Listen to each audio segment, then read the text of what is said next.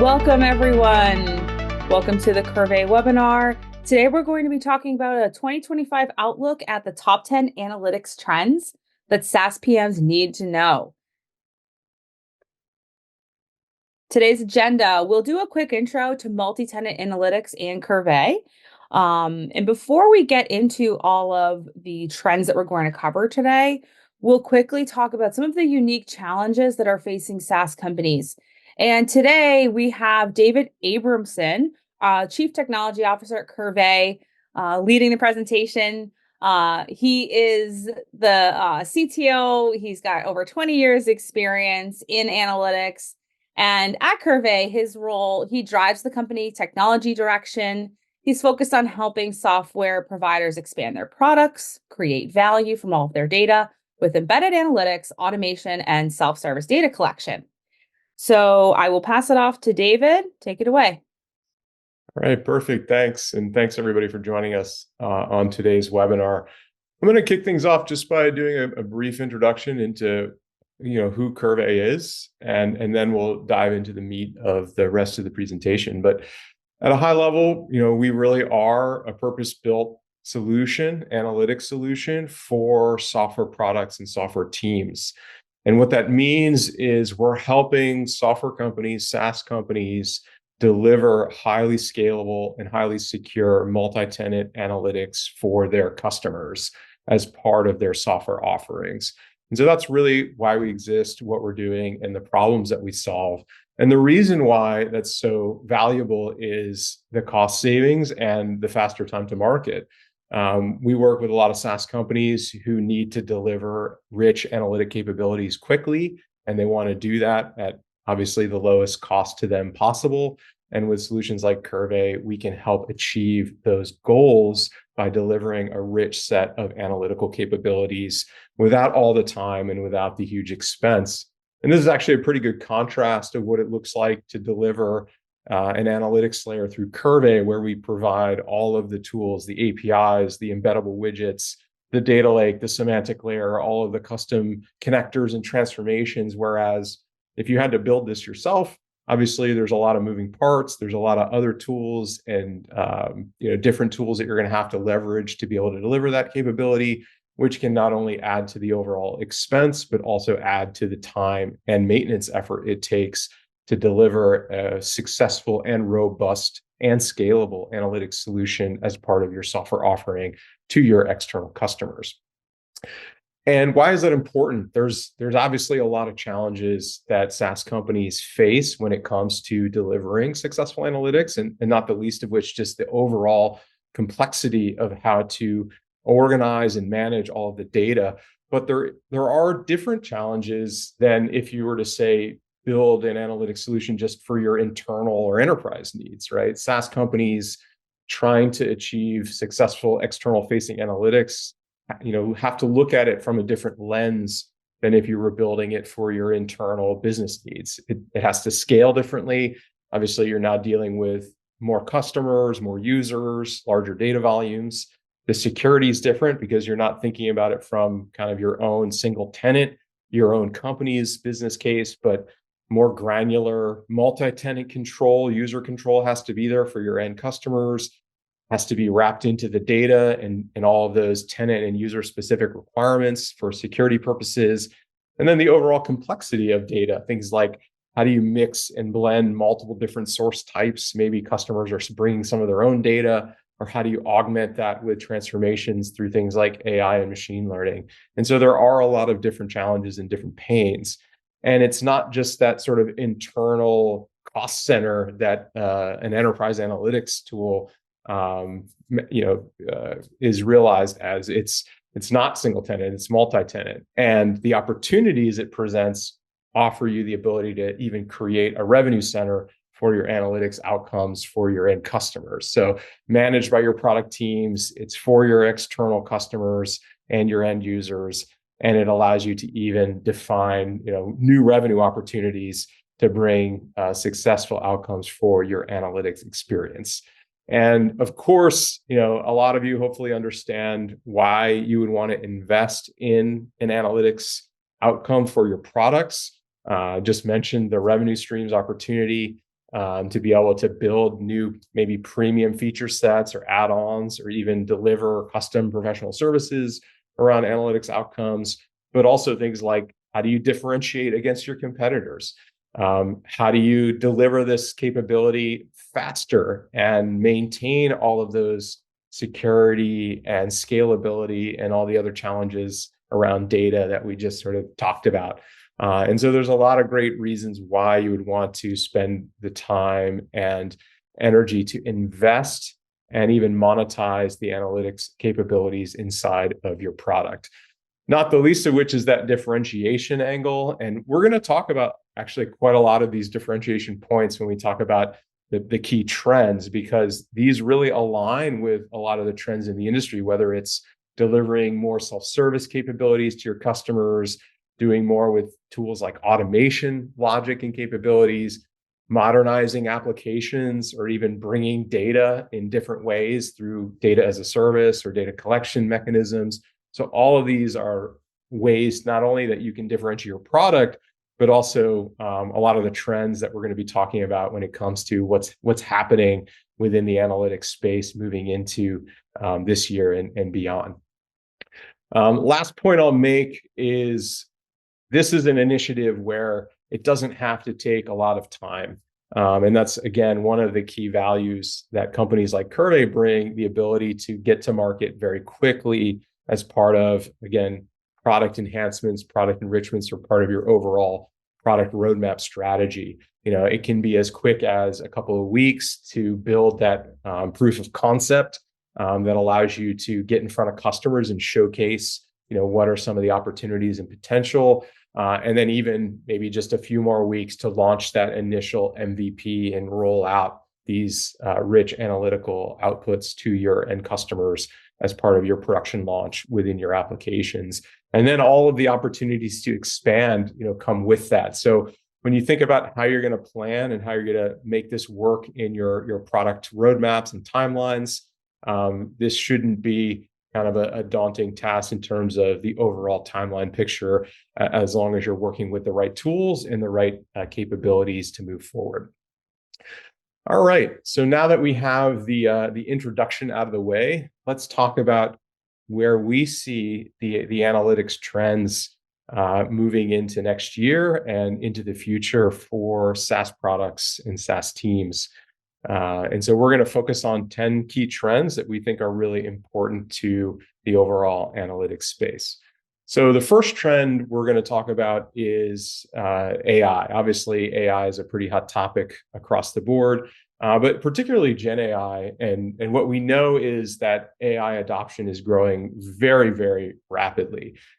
Studies are showing that the usage between 2023 and 2024 is basically doubled. So more and more people are using GenAI, and what they're using it for is actually quite interesting, because majority of folks are using it to not only create content, but also to do data and analytics and analyses. So customers or users or just consumers in general are more and more used to working with GenAI tools, not only to create their content, but to analyze their data. So as a SaaS business, you really have to think about how that's going to impact you. How are you going to include GenAI related features as part of your product?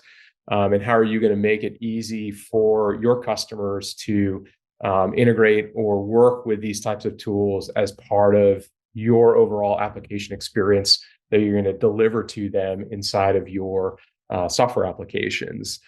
So what we recommend is thinking about how you're going to incorporate your GenAI analytics features into your product roadmap.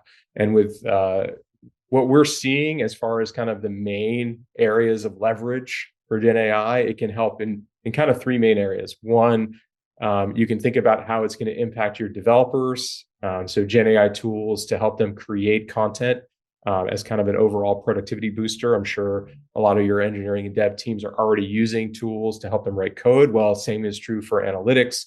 And with tools like Qrvey, we can help provide enhanced and enriched capabilities to provide that productivity for the development teams. For power users, maybe some of those more advanced end customers, along the lines of how they want to do data exploration or derive AI-powered insights, providing integrated tools and widgets to allow them to discover new insights through GenAI. And then even for more basic end users, giving them chat-like interfaces, AI-powered interfaces, suggestions and recommendations as part of those interfaces that are all powered through GenAI integration. So all of that can be included as part of the overall sort of analytics experience inside of your software product. So we see that as kind of obviously a very, very heavily discussed trend, but something that in an analytics space you can really start taking advantage of today as part of your products. Trend number two is really focused on the automation use case. Automation can really drive a lot of what's happening in the analytics capabilities of your product, and it can really be part of a very successful analytical implementation. And what we've seen is the trend moving towards more and more automation in general. It's becoming a very mature set of functionalities across pretty much every organization. And if you're building applications that focus on any of these areas like finance, accounting, IT, or operations, they're already heavily using automation within their organizations. So having that as part of your application would obviously be a very important, critical set of features that you could offer to your customers alongside whatever analytical outputs and capabilities you're delivering to them inside of the SaaS product. So obviously what we're recommending here is that automation use cases should absolutely be part of any customer-facing analytics strategy that you're going to develop. And these can be add-on tools. These can be additional packages, again, opportunities for new revenue streams. But some of the use cases I think that we've seen some great success with among our customers is not just things like scheduling of reports or emailing of content, but also being able to allow for things like data-driven alerts and notifications, maybe even some automation that drives data write-backs or updates into the source data systems, and then even integrations. So external integrations, maybe automations that drive actions in third-party tools or external systems and services. And so all of that can lead to a very successful overall automation strategy that's part of your analytical outcome in your SaaS products for your customers. Let's talk about trend three, which is really about different types of data. So how do you connect all of that disconnected data, semi-structured, unstructured data? And obviously the trend here is unstructured data is really just blowing up.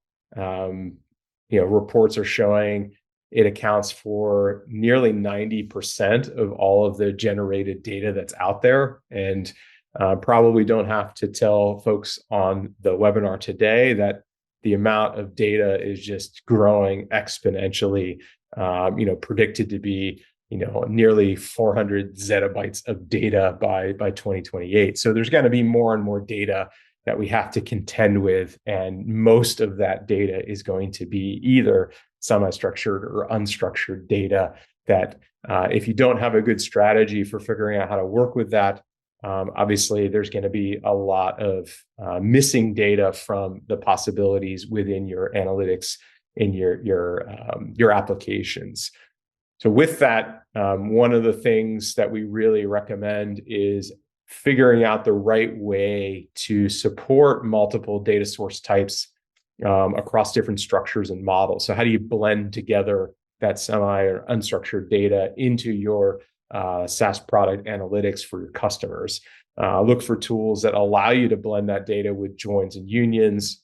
Custom transformations can help you handle those more complex data types. So the semi-structured objects and arrays and hierarchical structures of the data, leveraging tools like the AI and machine learning to transform unstructured data, whether that's text analytics, sentiment analysis, keyword analysis, all of these different options for taking unstructured data and making it easily analyzable inside of your application systems is going to be incredibly important for taking advantage of all of this data. And then there's lots of other opportunities. So how do you handle, custom data pivoting, How do you handle in a lot of SaaS companies, custom generated fields automatically? And again, tools like Qrvey can help solve for those types of problems and challenges. So bringing together all of that disconnected data to make it usable for your end customers. Trend number 4, we're going to talk about self-service. As I mentioned earlier, one of the key differentiated use cases is the ability to provide more of a robust, full self-service experience for all of the users of your application. And as you can see, most users, in fact, 88% of pretty much all customers expect that there is some form of self-service within any application that they're working with. And most customers, in fact, want the ability to independently solve their own problems. So the more you can do to provide rich set of self-service capabilities, particularly around the analyses and the data that they're going to work with, obviously goes a long way in satisfying the demands and needs of most end users in these application scenarios. A complete self-service solution really helps you get there. A lot of what we see with our analytic outcomes is, instead of just giving customers pre-built set of content, reports, dashboards, and the like, give them the ability to essentially solve their own problems, create dashboards from scratch, either from a completely blank canvas or from maybe a set of baseline templates that they can use to deliver successful analytical outputs. Let them create their own charts or metrics using a drag and drop no code builder. Let them create their own custom filters, actions, workflows, drill downs, all of those interactivities, right? Let them solve for their own problems within the solution, which gives you the ability to not only create new value, but also potentially, if you're thinking about it from sort of the revenue generation perspective, all of these tools offer opportunities to create more value for advanced users, power users, and really any users that are looking for a more robust set of self-service tools within your software applications. So not only meet the demand, but also opportunities that exist within offering robust self-service for everybody. All right, let's talk about trend number 5, which is thinking more along the lines of the underlying architecture and how it's shifting. What we're seeing in the market is obviously a big shift from a single sort of cloud deployment to multi-cloud deployments, and even many more hybrid and private cloud deployment models. 80% of companies, in fact, are incorporating multiple public clouds when it comes to their software solutions. And the majority are also using more than one, even hybrid and private cloud. And so what does that mean for your analytics solution? Well, I think the key there is it just has to match to your software requirements. So when you're looking at analytic tools, does it match to your SaaS software development lifecycle? Can it deploy where you need it to deploy? Can it support your dev, staging, production use cases? Does it provide the tools to help you navigate all of those different environments, publishing, version management, administration? And so architecture is something that should absolutely not be overlooked. And when you're thinking about how you're going to meet the needs of your changing software architectures, look for tools and analytics architectures that match to what you're trying to accomplish with your SaaS environments and your software development life cycles as well. Trend 6 is kind of similar, except now we're talking about, instead of just sort of single region, single zone, what about global expansion, internationalization, and global reach of SaaS applications? More and more, we're seeing SaaS applications that we're working with have the need to serve customers across multiple geographies all over the globe, which is in fact 85% of all business applications in 2025 going to be SaaS-based, operating in 100 different countries. And obviously, the global SaaS market is not slowing down at all. And so global expansion, if it's not already part of your roadmap or your expectations and plan, it's something that obviously you can start thinking about. And again, just like with architectures, understanding the tools that you work with should allow you to easily control and map to whatever internationalization and other outputs that you need to support users anywhere they are. It should be controllable for the UI UX, should be controllable for the data and the content. So everything from headers, labels, object names, data points, all of that should be controllable from the language and formatting, and also how that's determined. So is it something that the user determines for themselves? Is it something that's automatic? Is it something that's individualized per report or per dashboard? Thinking about these things is really important as you look at how you can expand your reach globally, particularly when it comes to the analytical outputs within your software applications and SaaS environments. So great trend to keep an eye on, and how you're going to expand to match to the global needs of your software. Trend number 7 we'll talk about is really all about specialization. Again, I think this trend is more about what the expectations of workers are. As applications get more and more specialized and sophisticated, the actual end users and workers within those applications are learning those new skills and technologies.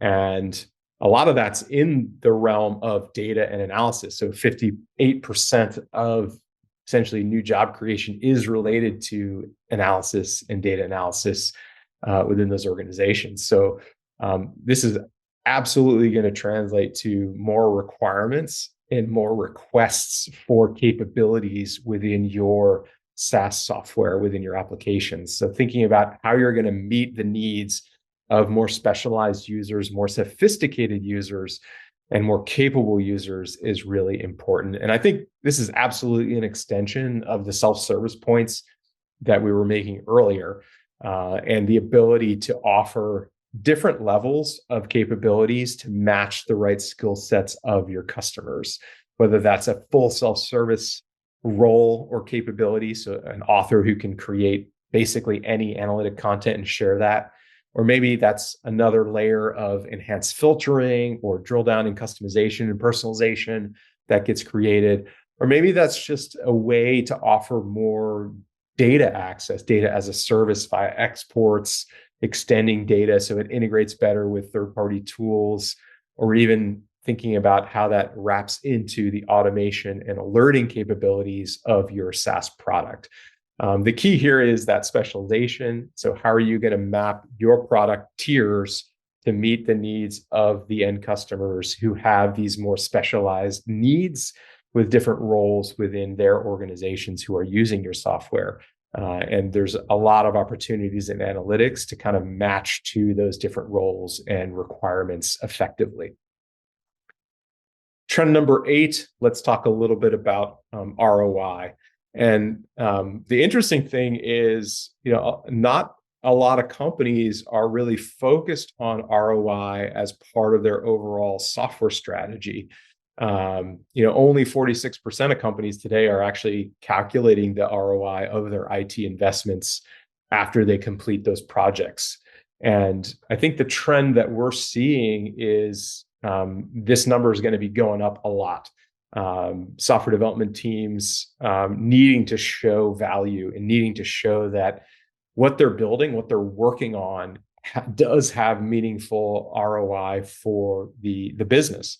And so being able to track and map sort of the ROI of everything is going to become increasingly important, particularly for any new initiatives that you choose to start around data or around analytics within your software solutions.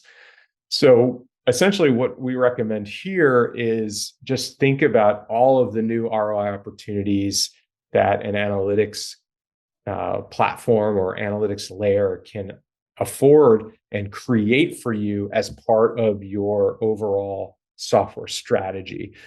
We've talked about, the ability to offer different modules and add-ons. That's just one way you can consider ROI when it comes to analytics. So new features equal new add-on modules equal new revenue opportunities. But what about just things like data expansion? We had the trend where we're looking at this huge explosion of data and now unstructured, semi-structured data. That becomes a great ROI revenue generating opportunity to expand on data size or data scale, and use that to generate meaningful new revenue streams as well. The other opportunity is thinking about kind of that consolidation side of the analytics experience. We saw that chart earlier, the diagram earlier, where kind of with Qrvey, where everything's all in one versus all of these external tools and services that you'd have to sort of spend time on, learn, become experts in, and also pay for. So being able to consolidate all of that is not the revenue generating opportunity, but the cost reduction opportunity for, again, generating meaningful ROI within your SaaS business and within your analytics outcomes within that SaaS development experience. And then, of course, all of those different use cases, whether it's self-service, automation, data collection, data as a service, those all present opportunities for new revenue streams, new ROI within your application. So think about how that might translate to a successful revenue generating within your analytics outputs. All right, trend number 9, consolidation. Consolidation is really a big trend in the industry. In fact, the average number of SaaS products that companies are using is going down, but they're using those products more and more. And so a lot of companies or a lot of products are coming together. And if you're part of a business, or maybe even in your SaaS company, you've acquired products or you've started bringing together data from other products into your product as well. These are great opportunities to now deliver analytical and data analytics on top of those sort of multiple different products that you're working with. And so think about analytics strategy that gives you opportunities to consolidate across multiple different products, bring data together, blend it, join it, combine it from multiple applications and sources. And now your product teams can look at analytics as kind of the bridge between multiple applications. So if you've recently acquired applications, or your customers are just expecting that more of their application data is combined and available in a single place, there's a lot of great opportunities to kind of bring that data together and use the analytics layer as the way to consolidate across those different data sources and services or applications directly. So new opportunity exists as part of this kind of overall consolidation trend to blend things together. And our last trend, I don't think anybody's any stranger to security needs and things like data privacy, but that's absolutely something that we see as kind of non-negotiable. Obviously, most businesses agree, as 94%, have to absolutely make sure that customers' data is protected, and not just protected, but absolutely only exposed to the folks and the users and the roles of users who need to see the data that they have access to. So it's not just about protecting tenant data, but even within tenants, making sure that the users are only seeing the data that they would have access to or are supposed to have access to. And that's something that absolutely has to be part of your analytics solution, and whatever tools that you use have to support the right options for data management and data security. And that includes everything from encryption for data in transit and at rest. That includes opportunities for record level, column level, object level security options. That includes making sure that your data isn't going somewhere external. And if you're using a self-hosted solution, making sure that you have control over your customers' data.